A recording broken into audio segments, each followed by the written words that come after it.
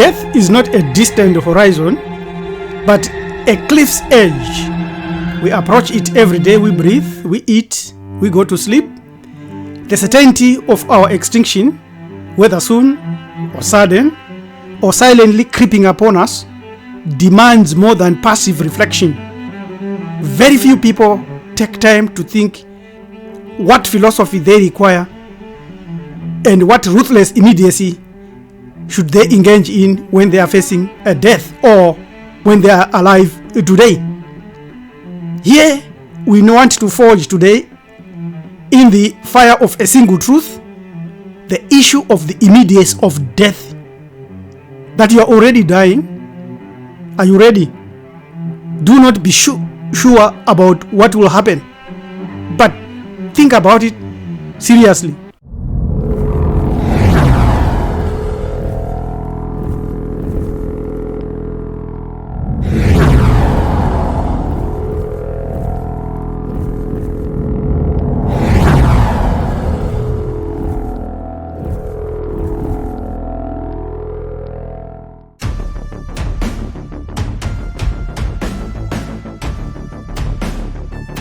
What do you need when you are faced with death?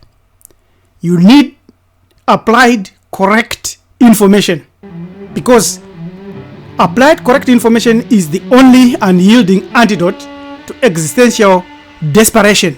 There could be others, but hope falters, faith speculates, spirituality obfuscates. Applied correct information, rigorous, testable and actionable, curves through ambiguity like a scalpel. You need that. The relief of correct information is unshakable because it acts, not only inspires. We offer today a great book that will cause your consciousness to know and to desire to know more in comfort in the face of irrefutable truth encapsulated in the phrase, "One day you will be dead." It's a philosophy that you find synthesized in this book and offers a guide for you to navigate the intricate landscape of human existence. Read and pass on this book to your loved ones, because in it has got applied correct knowledge principles. There are certain things that you need to do in life. You need to understand that as you live day by day, you have to pursue your dreams alone. You might have other people around you to accompany you, but inside to the essence of awareness of your dream and understanding that one day you will be dead, that you were born alone, that you shall die alone, that you feel the pain alone, it behooves us to embrace the imperfect nature of beauty inherent in the human experience. In our own way, we must invite solace in the transient nature of joy, the changing narratives of our relationships, and the continuous process of self-discovery in recognizing the impermanence of all things. We need to learn to savor the beauty of the present moment, and also to know that death is a sure thing. And when you know that death isn't far and act correctly, you will make each day count by knowing that you should own your life. No one is coming to save you. Your life is your responsibility.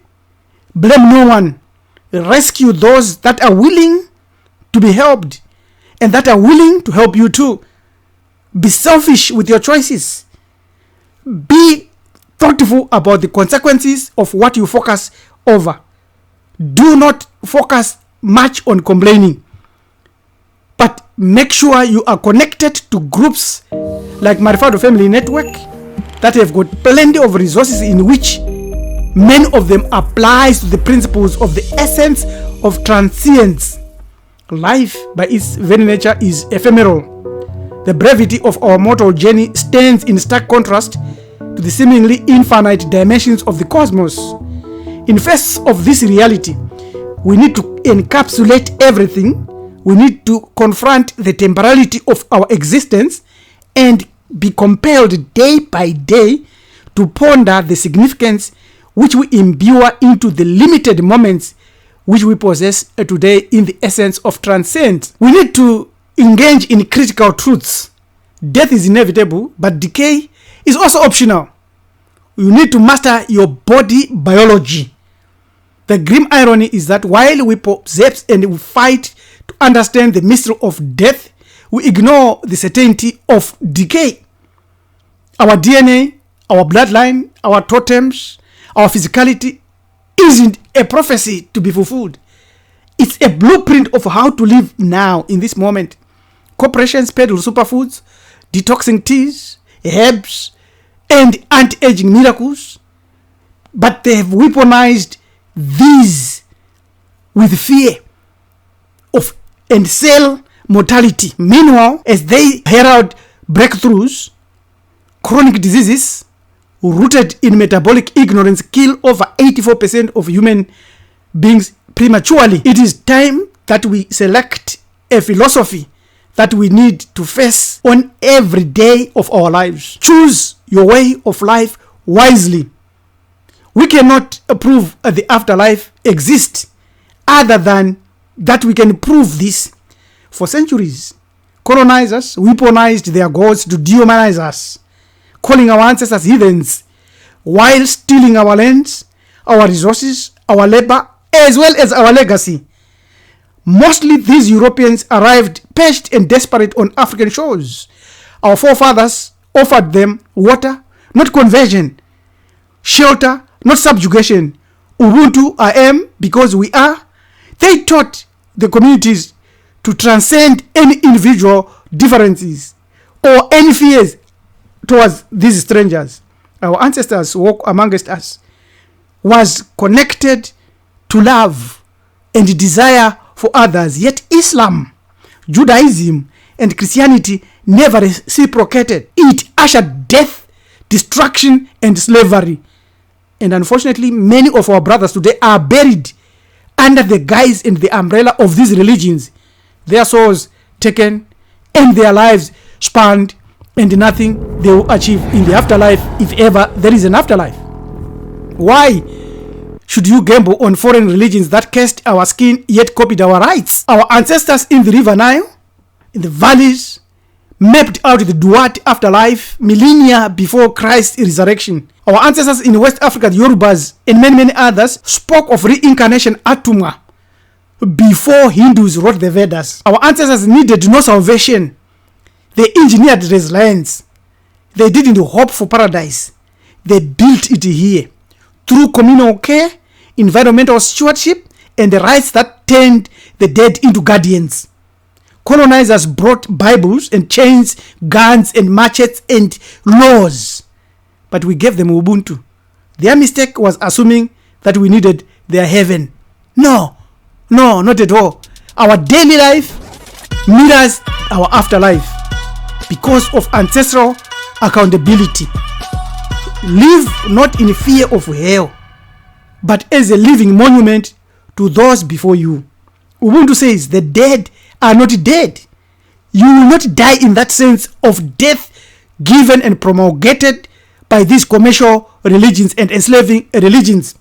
You need to honor the dead through living a thriving life full of health, joy, community upliftment, and a protecting and preserving your legacy and our ancestral legacy. Engage in modern ancestral communion. You can celebrate African holidays, which are for all melanin dominant beings on the earth, like New Year, which is coming shortly in September on the 22nd and 23rd, followed by the days of the divinities, and also by the other annual holidays that we are showing here. These are substitutes that we need for afterlife as ancestral accountability and responsibility that we have on the earth today. Our next step is that we should decolonize fear of death and weaponize our life so that we can be able to reject religions that equate melanin with sin. Instead, we need to adopt many principles that are taught like Sankofa. Look backward to move forward. We need to use our bloodline and our diet systems to to avoid unnecessary diseases and suffering, to avoid drugs, to avoid everything that destroys melanin. Because in the beginning there was melanin and carbon. Let's take back our power and connect our roots, decolonize the mind, and start living today. So when we eat like what our ancestors ate, fermented, foraged, and processed, we optimize the chronometer of our life. What will you do before time runs out? Do not be scared of death. Know that you need just information, correct and accurate information. Do you know that melanin is the super absorber of all forms of energy? It has black hole properties. It absorbs toxins. It can convert light to sound and back again. It stores, transforms, and conducts energy. It allows the growth of human beings toward spiritual consciousness and inner vision. These are the two that you need to battle the fear or the impending death. Spiritual consciousness and the inner vision. This was said by the late M.R. Imhotep. Now, you have got a choice to read our book before the God fiction took over the earth. That book is decisive. Why? Because you can regain what our ancestors provided in the book. Systems which we can use and win today and in the afterlife, to prepare for the possibility of the afterlife. Reading this book will help you double and triple your ability to do more in-depth personal research, to activate your totems and engage in powerful thinking and creative output like what our awesome ancestors achieved, to activate carbon, to activate that melanin that is in you. Because in the beginning there was melanin and a carbon within the waters of Nyunyu. Yes, death is coming. What will you do today? Smash the like button if you are stealing your next breath from death. Subscribe to join the rebellion against the half-lived lives. Comment below. And remember, the clock is ticking, but you have to prove that you are alive. Death at the end will win. But today, it should lose. And tomorrow, it should lose until the day you stop stealing your next breath from it. Yes, don't dare let it win early. You are ready to fight until the end when you know what you know, that the kingdom of heaven is within you. That's the weapon that we have shared today against death. There is more to this topic in terms of themes and the reality, in terms of objective and subjective understanding. Therefore, we invite you to subscribe, to share, to comment, to enroll into our Bantu Foundation courses via Bantu Melanin University. Thank you. Your manager Topi Preacher Rabbi LM Dumzikunkeni Jaganja says, let's meet again because we are winners. Amen. Amen. Amen.